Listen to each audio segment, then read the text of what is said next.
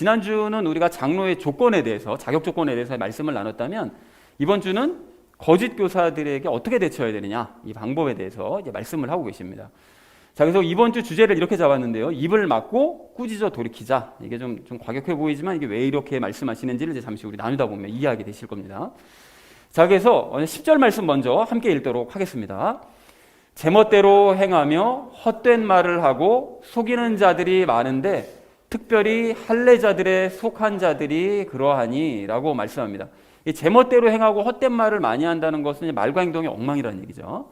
자, 그리고 속이는 자들이 많다는 것은 이제 거짓말을 하는 사람들이 이제 많다라는 그런 뜻입니다. 그런데 이게 누구에 대한 얘기인가 하면 지금 크레테 사람들이 이렇다는 것입니다. 그 디도가 사역하고 있는 크레테 섬 사람들이 성향들이 이렇다는 거예요.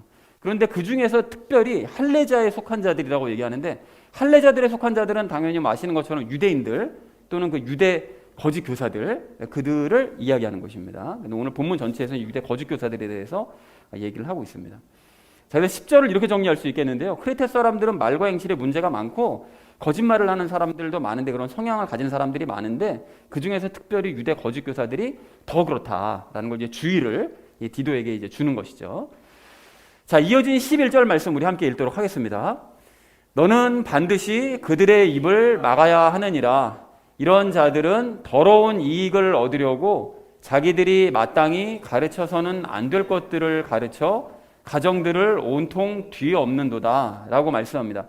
그들의 입을 막아야 된다는 건 방금 얘기했었던 그 할례자에 속한 자들, 그러니까 유대 거짓 교사들이죠. 그러니까 유대 거짓 교사들의 그 입을, 그러니까 가르침을 너희가 막아야 된다. 디도 네가 책임을 지고 막아야 된다라고 얘기를 합니다. 더러운 이익을 그 사람들이 얻으려고 한다는 게 무슨 소린가 하면 그 그리스도인들을 이제 미혹해서 유대교인으로 만드는 거예요. 그리고 만든 다음에 그 헌금을 원래 내고 막 했었잖아요. 그거를 이제 가로채서 유대교 회당으로 이제 내도록 그렇게 하는 거예요. 참 이게 그런 것을 이익을 그걸 보려고 이런 데 산다는 것 자체가 너무 좀 이렇게 추악한데 어쨌든 그래서 더럽다고 이제 표현을 한 거죠.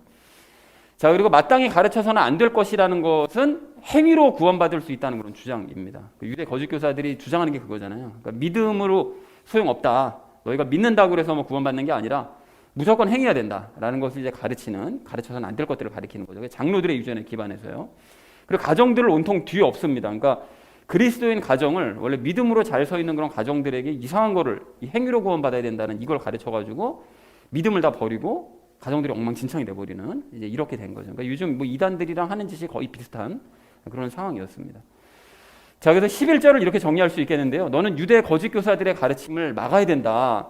그들은 더러운 이익을 바라면서 장로들의 유전을 가르침으로써 믿음의 가정들을 다 믿음을 뒤엎어버린다 라고 얘기했다는 것이 11절의 의미가 되겠습니다. 자, 이어진 12절 말씀 우리 함께 읽도록 하겠습니다. 그들 중에 한 사람 곧 그들의 대언자도 이르기를 크레테 사람들은 항상 거짓말쟁이요 악한 짐승이요 게으른 탐식가라 하였는데 라고 말씀합니다. 이 바울이 이제 앞에서 그런 이제 주의사항을 얘기를 하다가 갑자기 크레테 사람들의 성향에 대해서 이제 언급을 해요. 이게 이제 왜 얘기를 했는지 잠시 말씀드릴 건데, 그들 중에 한 사람이라는 것은 크레테 사람들 중에 한 사람. 근데 크레테가 그리스에 속한 나라였거든요. 그러니까 그리스에 속한 지방이었죠. 그러니까 그리스인 중에 한 사람을 얘기합니다. 그리고 그리스의 그 대언자라고 표현을 했는데 그 그리스의 7대 현인으로 꼽히는 사람이 있대요. 그래서 그 중에서 한 사람, 이제 시인 중에 한 명을 얘기하는데 그 시인이 얘기하기를 크레테 사람들은 항상 거짓말쟁이고 악한 짐승과 같고 게으른 탐식가다라고 이렇게 평가를 했다는 거예요. 그 시인의 말을 바울이 인용을 한 거죠. 인용을 하면서 얘기를 하는 것입니다. 자, 그런데 왜 그럼 바울이 이런 크레테 사람들의 특징을, 그런 어떤 성향을 왜 그 그리스 사람의 그 시인까지 인용하라면서 이 말을 왜 얘기를 했느냐, 이 얘기를 한 이유가 있는데요. 이 사람들의 특징이 유대 거짓 교사의 특징과 같은 거예요. 그러니까 크레테 사람은 거짓말쟁이, 유대 거짓 교사들도 거짓말하고요. 그리고 악한 짐승처럼 그렇게 더러운 이익이나 취하고요. 그리고 게으른 탐식가라고, 그러니까 먹는 거나 밝히면서 실제로 행하지는 않고요. 행위를 열심히 강조하지만 실제로 본인들이 행하지는 않는 이런 모습들이 유대 거짓 교사들이나 크레테 사람들의 성향이 너무 비슷하기 때문에 유대 거짓 교사들의 가르침에 걔네들이 미혹될 가능성이 너무나 크다. 그러니까 너가 이런 성향을 알고 막아야 된다. 그 거짓 가르침들을 막아야 된다. 안 그러면 다 넘어간다. 라는 것을 알려주기 위해서 이 12절에서 이제 크레테 사람들의 성향을 얘기했다라는 것을 확인하시면 좋을 것 같습니다. 자, 12절을 이렇게 정리할 수 있겠는데요. 그리스의 유명한 대언자도 말하기를 크레테 사람들은 항상 거짓말을 하고 악한 짐승과도 같고 게으른 탐식가라고 말을 했다. 그러니까 너가 그들이 미혹당하지 않도록 책임을 지고 너가 그들의 생명을 구해야 된다라고 얘기했다는 것이 12절의 내용 되겠습니다. 자, 이어진 13절 말씀 함께 읽도록 하겠습니다. 이 증언이 참되도다. 그러므로 그들을 엄히 꾸짖으라. 이것은 그들이 믿음 안에서 건전한 자가 되어 라고 말씀하는데, 이 증언이라는 것은 이제 그리스 대언자의 말이요. 그 말이 맞다는 거예요. 자기가 생각해도 그 말은 동의를 하겠다는 거예요. 그러면서 이제 엄히 꾸짖으라고 얘기하는데, 유대 거짓 교사들의 미혹에 넘어가지 않게 해야 되는데 이미 넘어간 사람들 있잖아요. 이제 그런 사람들은, 그런 교인들을 방치하지 말고 꾸짖어라. 꾸짖어서 다시 믿음으로 돌아올 수 있도록 너가 인도를 해야 된다라고 이제 조언을 하는 것이죠. 그리고 믿음 안에서 건전한 자가 되라는 거, 여러분이 건전이라는 단어를 보시는 것처럼 건전한 교리 기억나시죠? 건전한 교리라는 거는 연합의 교리. 그러니까 연합의 교리를 간직한 사람이 되게 해야 된다는 거예요. 그러니까 믿음 안에서, 그러니까 예수님과 연합의 교리를 믿는 자가 되도록, 그러니까 그 유대 거짓 교사들의 가르침을 버리고 다시 예수님과 연합의 교리를 믿는 자가 되도록 인도를 해야 된다라고 이제 얘기를 하고 있죠. 자, 13절을 이렇게 정리할 수 있겠습니다. 크레테 사람들의 특징을 언급한 이 그리스 대언자의 말이 맞다. 그러므로 유대인들에게 이미 미혹이 된 그런 교인들을 꾸짖어서 돌이켜야 된다. 그렇게 해서라도 그들이 어떻게 한다고요? 행위가 아닌 연합의 교리를 믿는 자가 되도록 만들어야 된다. 다시 돌이키게 해야 된다라고 얘기했다는 것이 13절의 내용 되겠습니다. 자, 이어진 14절 말씀 우리 함께 읽도록 하겠습니다. 유대인들의 꾸며낸 이야기와 진리에서 돌아서는 사람들의 명령들에 주의를 기울이지 못하게 하려 함이라. 앞에서 그렇게 이제 꾸짖는 그 이유에 대해서, 꾸짖어야 될 이유에 대해서 좀 더 명확하게 얘기를 하는데요. 유대인들의 꾸며낸 이야기라는 거는 행위로 구원받을 수 있다는 거짓말이에요. 이거 완전 거짓말입니다. 행위로는 절대로 구원받을 수 없습니다.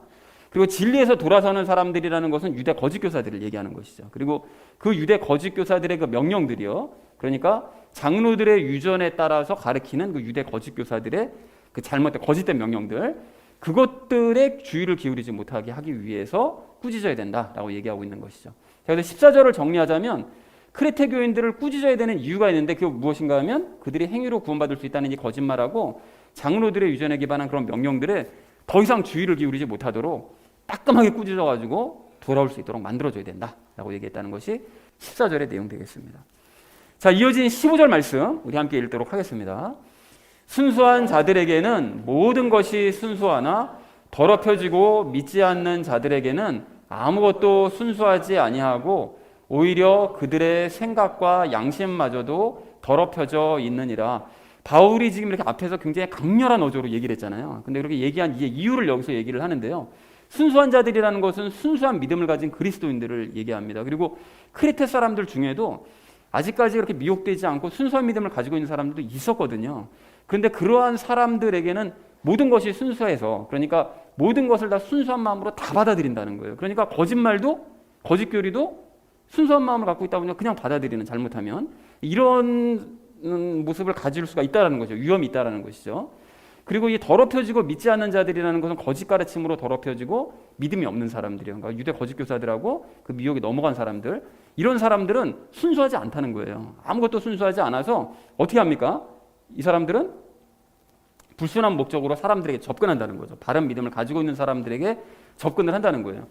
그리고 생각과 양심은, 여러분 생각해 보시면 생각은 혼의 작용이고요.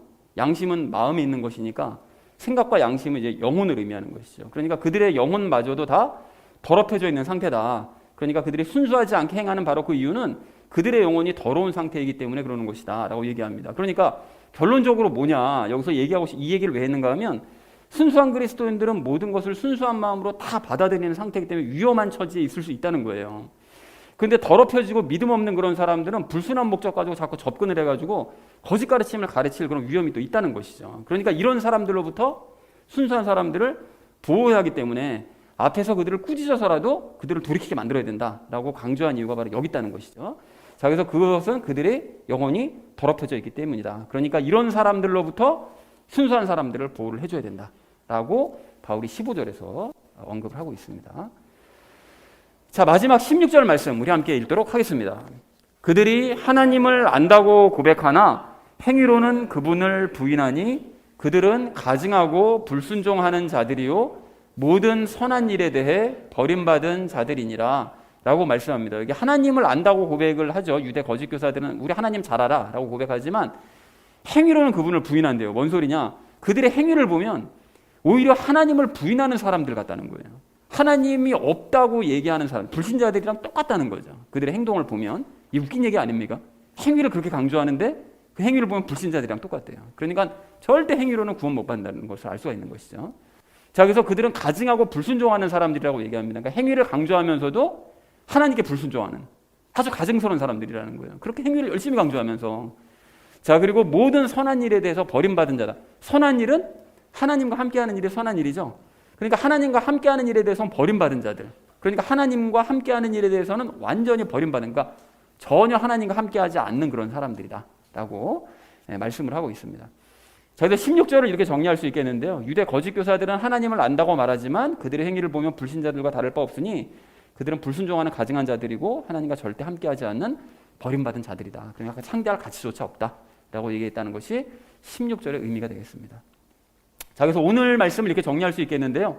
크레테에는 언행에 문제가 있고 거짓말 잘하는 사람들이 많은데 유대 교사들이 특히 더 그렇다. 그래서 그들의 가르침을 막아야 된다. 그들은 더러운 이익 때문에 행위구원을 가르쳐서 믿음의 가정들을 다 뒤집어 엎는다. 그러니까 그리스의 대원자도 크레테인들을 거짓말쟁이, 악한 짐승, 게으른 탐식가라고 표현을 했기 때문에 미혹에 빠진 사람들을 건전한 믿음을 갖도록 너가 꾸짖어서라도 돌이켜 주어야 된다라고 얘기했고요. 그리고 그래야 유대 거짓 교사들의 꾸며낸 말과 명령들에 그들이 다시는 주의를 기울이지 않게 될 것이다. 이제 혼이 났으니까요. 자, 그래서 순수한 사람들은 모든 것을 순수하게 받아들이는데 믿음 없는 사람들은 불순하게 행동을 하고 또 접근을 하죠. 그래서 그거는 그들의 영혼이 더럽혀져 있기 때문이므로 이런 사람들로부터 순수한 사람들을 너가 지켜줘야 된다라고 얘기하고요.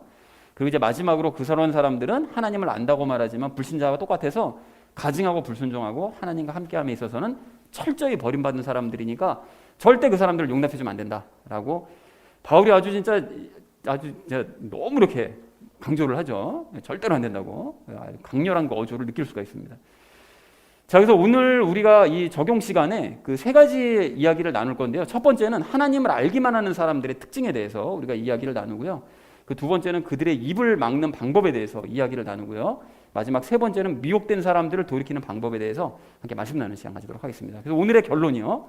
아까 전에 말씀드렸듯이 입을 막고 꾸짖어서 돌이키자라는 것을 주제로 나머지 이야기는 삶에 적용하면서 말씀 나누도록 하겠습니다.